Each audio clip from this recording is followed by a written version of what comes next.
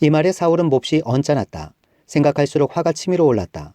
사람들이 다윗에게는 수만 명을 돌리고 나에게는 수천 명만 돌렸으니 이제 그에게 더 돌아갈 것은 이 왕의 자리밖에 없겠군 하고 투덜거렸다. 그날부터 사울은 다윗을 시기하고 의심하기 시작하였다. 바로 그 다음 날 하나님이 보내신 악한 영이 사울에게 내리덮치자 사울은 궁궐에서 미친 듯이 헛소리를 질렀다.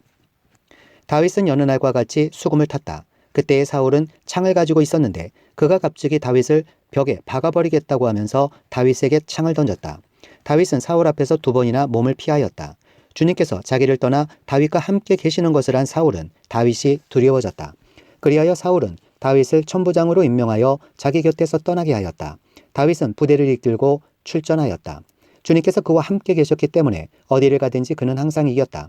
다윗이 이렇게 큰 승리를 거두니 사울은 그것을 보고 다윗을 매우 두려워하였다.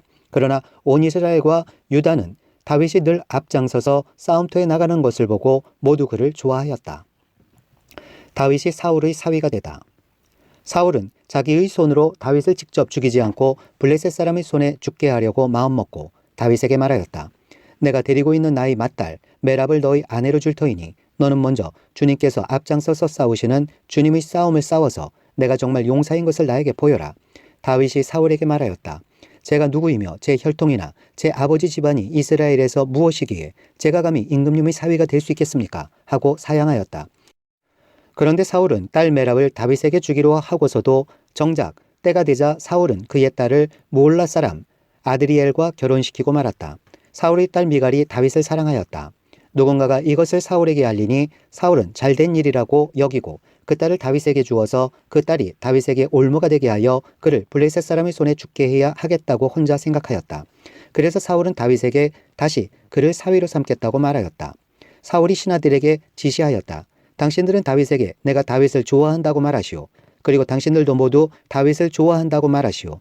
이처럼 우리 모두가 다윗을 좋아하니 임금의 사위가 되라고 슬쩍 말하시오. 사울의 신하들이 부탁받은 대로 그런 말을 다윗의 귀에 들어가게 하니 다윗은 나는 가난하고 천한 사람인데 어떻게 내가 임금님의 사위가 될 수 있겠습니까? 그것이 그렇게 쉬운 일로 보입니까? 하고 말하였다. 사울의 신하들은 다윗이 한 말을 사울에게 전하였다. 이 말을 들은 사울은 당신들은 다윗에게 내가 결혼 선물로 아무것도 바라지 않으며 다만 나의 원수 블레셋 남자의 포피 100개를 가져와서 나의 원수를 갚아 주는 것만을 바라더라고 하시오 하고 시켰다. 사울은 이렇게 하여 다윗을 블레셋 사람의 손에 죽게 할 셈이었다. 사울의 신하들이 이 말을 그대로 다윗에게 전하였다. 다윗은 왕의 사위가 되는 것도 좋겠다고 생각하였다. 그래서 결혼할 날짜를 잡기도 전에 왕의 사위가 되려고 자기 부하들을 거느리고 출전하여 블레셋 남자 200명을 쳐 죽이고 그들의 포피를 가져다가 요구한 수대로 왕에게 바쳤다. 사울은 자기의 딸 미갈을 그에게 아내로 주었다. 사울은 주님께서 다윗과 함께 계시다는 것을 알았고 자기 딸 미갈마저도 다윗을 사랑하는 것을 보고서 다윗을 더욱더 두려워하게 되어 마침내 다윗과 평생 원수가 되었다. 그 무렵에 블레셋 지휘관들이 군대를 이끌고 침입해 와서 싸움을 걸곤 하였는데 그때마다 다윗이 사울의 장군들보다 더 큰 전과를 올렸기 때문에 다윗은 아주 큰 명성을 얻었다. 19장 사울이 다윗을 박해하다. 사울은 자기의 아들 요나단과 자기의 모든 신하들이 듣는 데서 다윗을 죽이겠다고 말하였다. 사울의 아들 요나단은 다윗을 매우 좋아하고 있었으므로 다윗에게 이것을 기뜸하여 주었다. 나의 아버지 사울이 자네를 죽이려 하니 나의 말을 듣게. 자네는 내일 아침 일찍 몸을 피하여 외진 곳으로 가서 숨어 있게. 자네가 숨어 있는 들로 아버지를 모시고 나가서 내가 아버지 곁에 붙어 다니다가 기회를 보아 자네의 일을 아버지께 여쭈어 보고 거기에서 있었던 일을 내가 곧 자네에게 알려주겠네. 요나단은 아버지 사울 앞에서 다윗의 좋은 점들을 이야기하였다. 그는 사울에게 말하였다. 아버지께서는 아버지의 신하 다윗을 해치려고 하십니다만 이런 죄를 지으시면 안 됩니다. 다윗은 아버지께 죄를 지은 일이 없습니다. 오히려 다윗은 아버지를 도와서 아주 좋은 일들만 했습니다. 그는 자기 목숨을 아끼지 않고 블레셋 장군을 쳐 죽였고 그래서 주님께서 온 이스라엘에게 이렇게 큰 승리를 안겨주셨습니다. 아버지께서도 그것을 직접 보고 기뻐하셨습니다. 그런데 지금 무엇 때문에 이유도 없이 다윗을 죽여 죄 없는 피를 흘려 죄를 지으려고 하십니까? 사울이 요나단의 말을 듣고 맹세하였다. 그래, 주님께서 확실히 살아계심을 두고 맹세하마. 내가 결코 다윗을 죽이지 않겠다. 요나단이 다윗을 불러다가 이 모든 일을 알려주고 나서 다윗을 사울에게 데리고 가서 전처럼 왕을 모시게 하였다. 다윗이 죽을 고비를 넘다. 또 전쟁이 일어나니 다윗은 출전하여 블레셋 사람들과 싸웠다.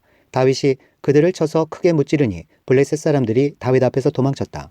그런데 사울이 창을 들고 궁중에 앉아 있을 때에 주님께서 보내신 악한 영이 또 사울을 강하게 사로잡았다. 다윗이 수금을 타고 있는데 사울이 창으로 다윗을 벽에 박으려고 하였다. 다윗이 사울 앞에서 피하였으므로 창만 벽에 박혔다. 다윗은 도망하여 목숨을 건졌다. 바로 그날 밤에 사울이 다윗의 집으로 부하들을 보내어 그를 지키고 있다가 아침에 죽이라고 시켰다. 그러나 다윗의 아내 미갈이 그에게 당신은 오늘 밤에 피하지 않으면 내일 틀림없이 죽습니다 하고 경고하였다. 미갈이 다윗을 창문으로 내려보내니 다윗이 거기에서 달아나서 목숨을 건졌다. 한편 미갈은 집안에 있는 우상을 가져다가 침대에 누이고 그 머리에는 염소털로 짠 망을 씌우고 그 몸에는 옷을 입혔다. 사울의 부하들이 다윗을 잡으러 오자 미갈은 남편이 병이 들어서 누워있다고 말하였다. 그러자 사울은 다윗이 정말 아픈지 확인하여 보라고 그 부하들을 다시 보내면서 자기가 직접 죽일 터이니 그를 침대째로 자기에게 들고 오라고 하였다. 부하들이 와서 보니 침대에는 집안에 있던 우상이 누워 있었다.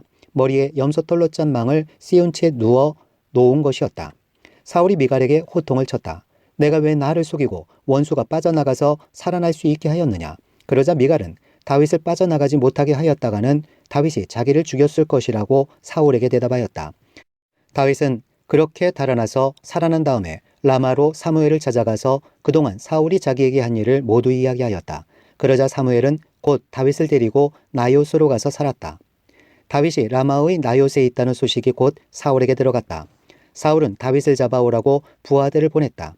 그들이 가서 보니 예언자들 한 무리가 사무엘 앞에서 춤추고 소리치며 예언을 하고 있었다. 그 순간 그 부하들에게도 하나님이 영이 내리니 그들도 춤추고 소리치며 예언을 하였다. 사람들이 사울에게 이 소식을 알리니 사울이 다른 부하들을 보냈으나 그들도 춤추고 소리치면서 예언을 하는 것이었다. 사울이 다시 세 번째로 부하들을 보내니 그들도 마찬가지로 춤추고 소리치면서 예언을 하였다. 드디어 사울이 직접 라마로 갔다. 그는 세구이에 있는 큰 우물에 이르러 사무엘과 다윗이 어디에 있는지를 물었다. 사람들은 그 두 사람이 라마의 나요스에 있다고 대답하였다. 사울이 거기에서 라마의 나요스로 가는데 그에게도 하나님이 영이 내려서 그는 라마의 나요스에 이를 때까지 계속하여 춤추고 소리치며 열광 상태에서 예언을 하며 걸어갔다. 사무엘 앞에 이르러서는 옷까지 벗어버리고 춤추고 소리치면서 예언을 하고 나서 그날 하루 밤낮을 벗은 몸으로 쓰러져 있었다.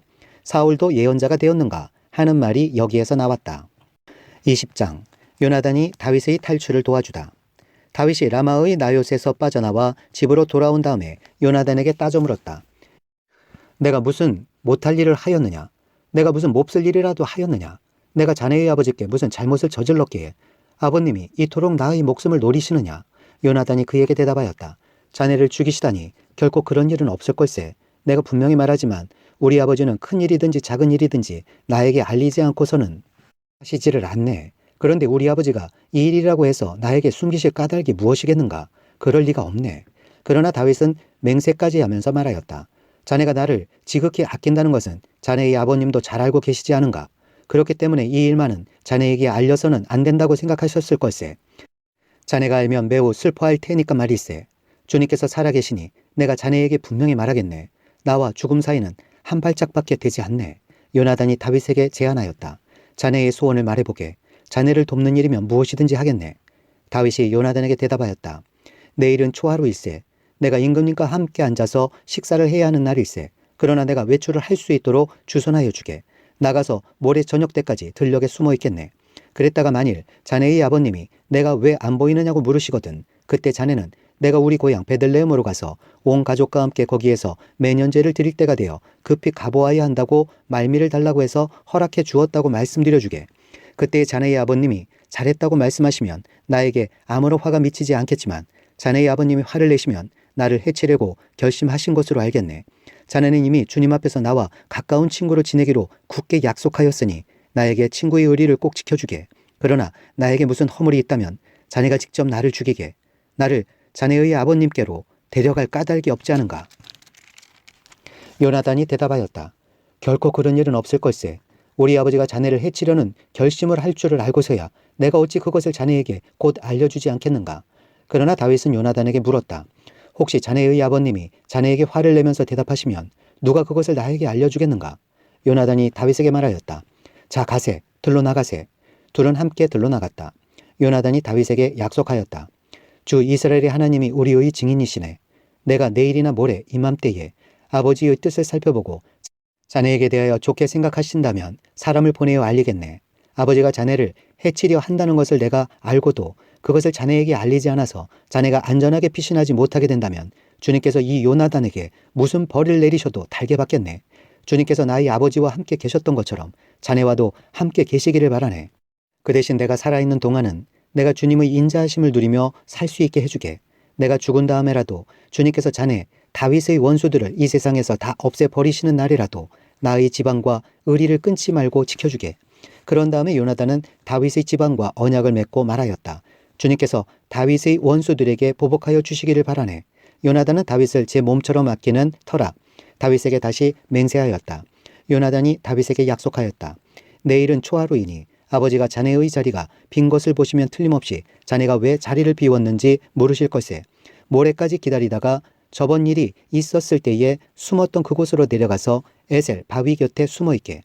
그러면 내가 연습삼아 어떤 표적을 놓고 활을 쏘는 것처럼 그 바위 곁으로 화살을 3번 쏘겠네.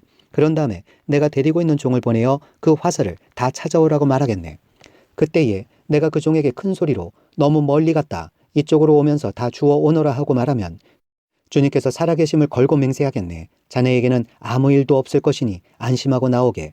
그러나 내가 그 종에게 아직 더 가야 된다. 화살은 더 먼 곳에 있다 하고 말하면 주님께서 자네를 멀리 보내시는 것이니 떠나가게.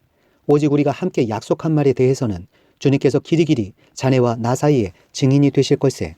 이리하여 다윗은 들녘에 숨어 있었다. 초하루가 되었을 때에 왕이 식사를 하려고 식탁에 앉았다. 왕이 언제나 하듯이 벽을 등진 자리에 앉자 요나단이 왕의 맞은 쪽에 앉았고 아브넬은 사울 곁에 앉았다. 다윗의 자리는 비어 있었다. 그런데도 그날은 사울이 아무 말도 하지 않았다. 사울은 다윗에게 뜻하지 않은 일이 생겨 몸이 부정을 타서 아직 깨끗하여지지 않았는가 하고 생각하였다. 그런데 초하루가 지난 다음 날 곧 이튿날에도 다윗의 자리가 여전히 비어 있는 것을 보고 사울이 자기 아들 요나단에게 물었다.